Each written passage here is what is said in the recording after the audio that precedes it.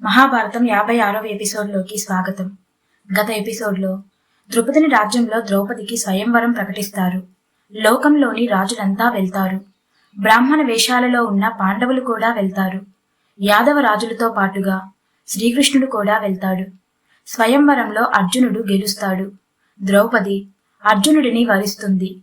ఇది నచ్చని దుర్యోధనుడు అందరు రాజులను కూడగట్టి ద్రుపదునిపైకి యుద్ధానికి దిగుతాడు. అప్పుడు అర్జునుడు భీముడు వారితో యుద్ధం చేసి పరిగెత్తిస్తారు. దుర్యోధనుడు బ్రాహ్మణ రూపంలో ఉన్న ఈ వీరులు అసలు ఎవరో కనిపెట్టాలనుకుంటాడు.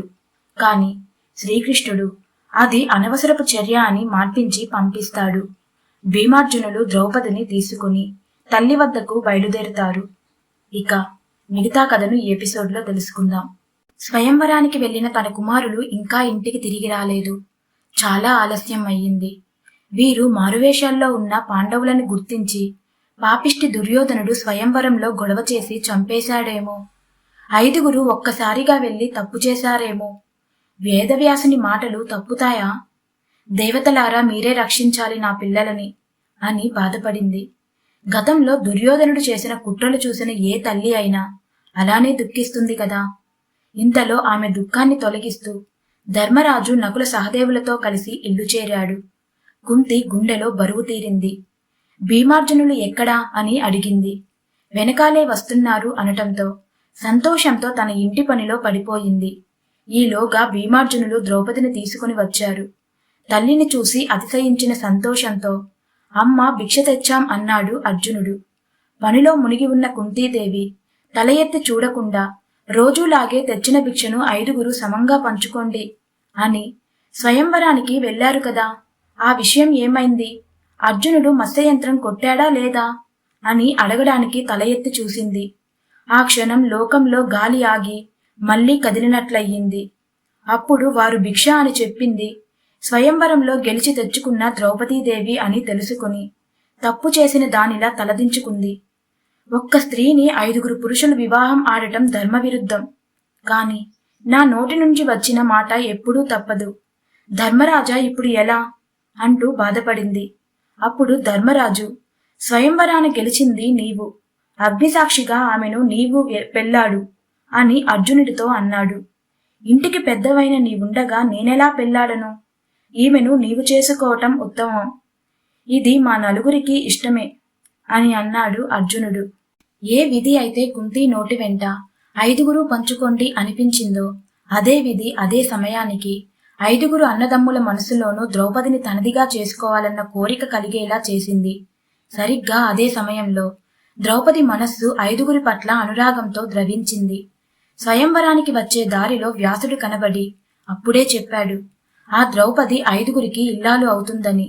అప్పుడు తాము ఆ మాటలు మనసులో పెట్టుకోలేదు. కాని అది ఇప్పుడు నిజమయ్యింది. అలాంటి దివ్య పురుషుడు వ్యాసుని మాటలు జరగకపోవటం ఉండదు. కాబట్టి మనం 5 ఈమెను పెళ్లాడదాము అని అన్నాడు ధర్మరాజు.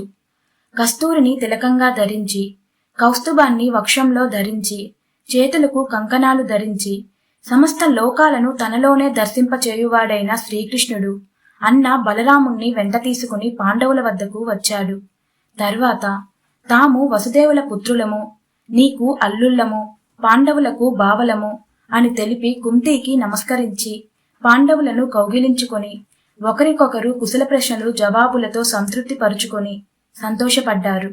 అప్పుడు ధర్మరాజు శ్రీకృష్ణుణ్ణి అడిగాడు, ఎవరూ గుర్తించకుండా బ్రాహ్మణ వేషాలలో ఉండగా మీరు మాత్రమే మమ్మల్ని ఎలా గుర్తించారు అని. సూర్యునికి అడ్డు వచ్చిన మేఘం సూర్యుని తేజస్సును ఆపగలుగుతుందా? బ్రాహ్మణులా ఉన్నంత మాత్రాన మీ శౌర్య ప్రతాపాలు చూసి తెలుసుకోలేమా? స్వయంవరంలో అంతటి వీరాది వీరులు బొక్కబోర్లా పడగా పాండవ మధ్యముడొక్కడు నిలిచి మత్స్యయంత్రాన్ని ఛేదించాడు. అది చెప్పడం లేదా అతడే అర్జునుడని, మీరే పాండవులని అని నవ్వుతూ అన్నాడు. ఆ తర్వాత అనేక విషయాలు మాట్లాడుకొని వారు అధర్మంతో లక్కయిల్లు దహనం చేశారు. ధర్మబుద్ధితో మీరు బయటపడ్డారు. ఏ ధర్మబుద్ధి మిమ్మల్ని రక్షించిందో దాన్నే ఎల్లవేళలా పట్టుకోండి. ఇక నుండి మేలు జరుగుతుంది అని చెప్పి శ్రీకృష్ణుడు బలరాములు వెళ్లిపోయారు. భీమార్జునులు ద్రౌపదిని తీసుకుని వెళ్తున్న సమయంలో వీరెవరు, ఎక్కడివారు, తన కూతురిని ఎలా రక్షించుకుంటారు, ఎక్కడికి తీసుకెళ్తారు అనే బెంగతో విషయాలను రహస్యంగా తెలుసుకురమ్మని దుష్టద్యుమ్నుడిని వెనకాల పంపించాడు ద్రుపదుడు. ఆ దుష్టద్యుమ్నుడు వారిని వెంబడించి వెళ్లి కుమ్మరివానిల్లు చేరి చాటు నుండి వారి వ్యవహారాన్నంతా గమనించి వెళ్లి తన తండ్రికి ఇలా చెప్పాడు. ఆ ఇద్దరు సోదరి ద్రౌపదిని తీసుకుని కుమ్మరి వారింటికి తీసుకువెళ్లారు. అక్కడ విడిది అయి ఉన్న ఒక ముసలి అబ్బకు తాము నమస్కరించి సోదరి చేత కూడా నమస్కరింపచేశారు. వారిలో పెద్దవాడు ఆజ్ఞాపించగా మిగతా 4 సోదరులు ఊరిలోకి వెళ్లి భిక్ష తెచ్చారు. మళ్లీ ఆ ముసలి అబ్బ భిక్షను సోదరి ద్రౌపది ముందు ఉంచి ఇందులోని ఆగ్రభాగం బలికి బ్రాహ్మణ అతిథులకు ఉంచి మిగతా దాన్ని 2 సమభాగాలుగా చేసి అందులో ఒక భాగాన్ని విశాలమైన వక్షస్థలం, సన్నని నడుము, స్తంభాల లాంటి చేతులు కలిగి ఉన్నవాడు ఉన్నాడు కదా, అతడు 1000 ఏనుగుల బలం కలిగినవాడు, అతనికి ఇవ్వు. మిగతా సగభాగం మిగతా 4కి ఇవ్వు. ఇక వారు తినగా మిగిలిన దాన్ని మనము తిందాం అని అంది. చిత్రం నాన్నగారు, నా సోదరి ద్రౌపదికి అదంతా చాలా ఇష్టంలా ఉంది. అచ్చం ఆ ముసలవ్వ చెప్పినట్టు చేసి వారు తినగా మిగిలిందే ఆ ముసలవ్వకు ఇచ్చి తాను తిన్నది. ఆ తర్వాత దర్భలను వేరువేరుగా పడకలు వేసి వాటిపైన జింక చర్మాలు పరిచి వాళ్ళకి కాళ్ళ కింద దిండులా తాను పడుకుంది. నాన్నగారు, నాకు దేనికి ఆశ్చర్యం కలగలేదు. అంతఃపురంలో కాలు కందకుండా పట్టు పాన్పులపైన చెమట పట్టకుండా జీవించిన నా సోదరి అక్కడి పరిస్థితిని అసహించుకోకుండా ఎంతో ఇష్టంతో చేయటం చూశాను. అది నాకు ఆశ్చర్యం కలిగించింది అని వారు పడుకున్నాక చాలాసేపు మాట్లాడుకున్నారు. ఆ మాటలు ఏమంటే గుర్రాలు, ఏనుగులు, రథాలు, యుద్ధ వ్యూహాల గురించి, ఆయుధాలను ప్రయోగించే రహస్యాలను గురించి. నాన్నగారు, వారి వేషాలు చూస్తే బ్రాహ్మణుల్లానూ, ప్రవర్తన చూస్తే ఉత్తమ జాతి రాజవంశీయులానూ అనిపిస్తున్నారు.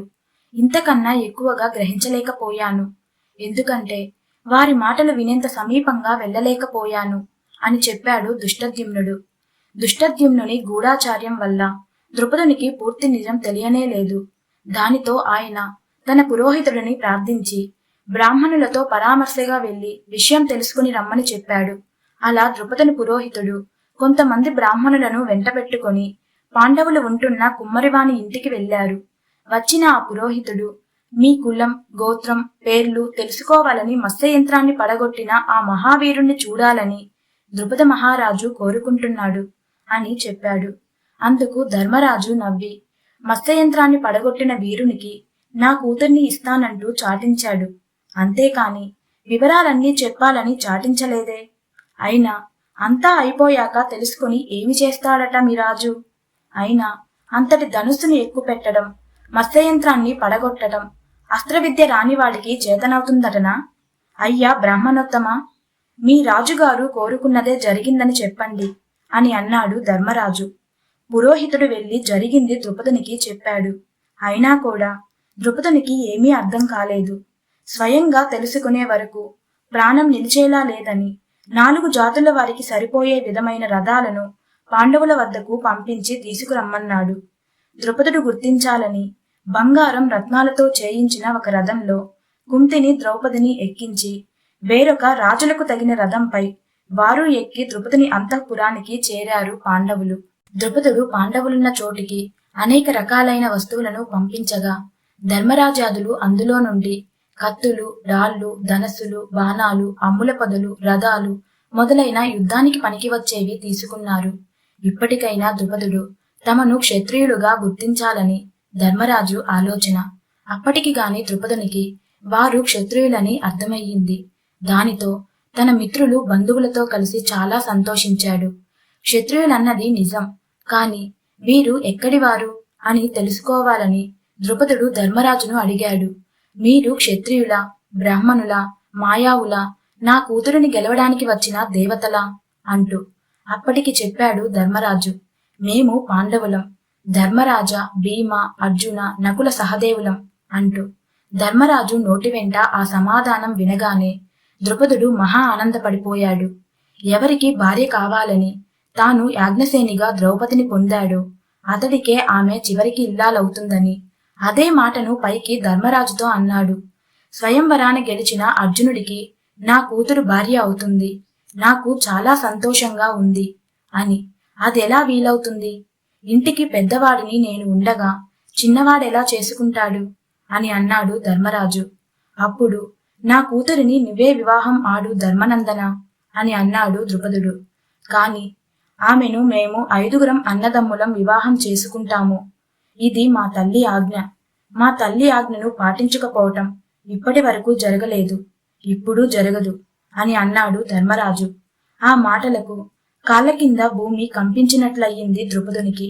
అయోమయం గందరగోళంగా అనిపించింది. చాలాసేపు నిశ్చేషుడై మాటలు రాక ఉండిపోయాడు. ఈ ధర్మరాజు సాక్షాత్తు లోకాన్ని ధర్మపదాన నడిపించే ధర్ముని అంశ.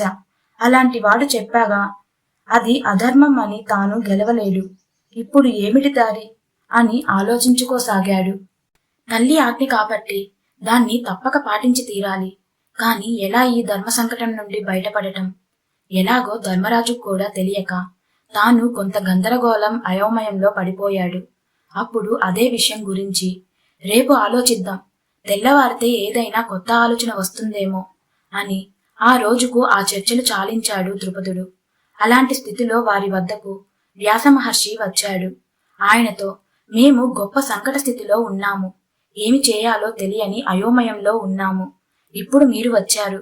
మీరు సర్వకాలజ్ఞులు, సర్వలోక నియమాలు తెలిసినవారు. ఇక మీరే దీనికి సమాధానం చెప్పగలరు. ఈ పాండవాగ్రజుడు ధర్మరాజు నా కూతురు ద్రౌపదిని 5 వివాహం ఆడతాము అంటున్నాడు. అదెలా? పుణ్యమూర్తి మీరు చెప్పండి అని అడిగాడు ద్రుపదుడు. ధర్మం మార్పులేనిదై స్థిరంగా ఉంటుంది. దాని చుట్టూ జరిగేవన్నీ కూడా దాన్ని అనుసరించే జరగాలి. అలా జరగనివి అధర్మం పాలవుతాయి. నేనెల్లప్పుడూ ధర్మాన్ని పాటిస్తాను. నవ్వులాటకైనా అధర్మం మాట్లాడను. అందుకని ద్రౌపదిని 5 ఇవ్వాలా వద్దా అన్న ఆలోచన మాని, బాధపడటం మాని మాకిచ్చి వివాహం చేయండి అని అన్నాడు. పూర్వం గౌతమి వంశస్థురాలైన జటిల అను స్త్రీ 7 ఋషులకు ఏకకాలమందు భార్య అయ్యింది. అలాగే దాక్షాయని అను మునికన్య ఒకే కాలంలో 10 మందికి భార్యగా సేవలు చేసింది అంటూ చెప్పాడు ధర్మరాజు. ఏమి చెప్పినా ద్రుపదునికి నచ్చలేదు. అందువల్ల ఆయన ధర్మ సూక్ష్మాన్ని నిర్వహించటం మన వల్ల కాదు. సమస్త శాస్త్ర విజ్ఞాన కోవిదుడైన వ్యాసుడు ఎలా చెబితే అలా చేస్తాను అని అన్నాడు. అప్పుడు వ్యాసుడు, ధర్మరాజు ధర్మదత్తం తెలిసినవాడు, అధర్మం ఒక్కనాటికి చెప్పడు. ఈ కుంతి దేవతా సమానురాలు, ఆమె నోటి వెంట ఎన్నడూ అసత్యం రాదు. అందువల్ల నిరభ్యంతరంగా ధర్మరాజు చెప్పినట్టు నీ కూతురును 5 ఇచ్చి వివాహం జరిపించు అని అన్నాడు వ్యాసుడు. అయినా ద్రుపదుడు తలవాల్చి మౌనంగానే ఉండిపోయాడు. ఆయనలో గందరగోళం తొలగనేలేదు. అది గ్రహించిన వ్యాసుడు, దీని వెనక నిజమైన కథ ఏమిటో నీకు తెలుసుకోవాలని ఉంటే నాతో రా అంటూ అతని చేయి పట్టుకుని తనతో పాటు ఏకాంత మందిరంలోకి తీసుకెళ్లాడు. ఇక మిగతా కథను నెక్స్ట్ ఎపిసోడ్లో తెలుసుకుందాం.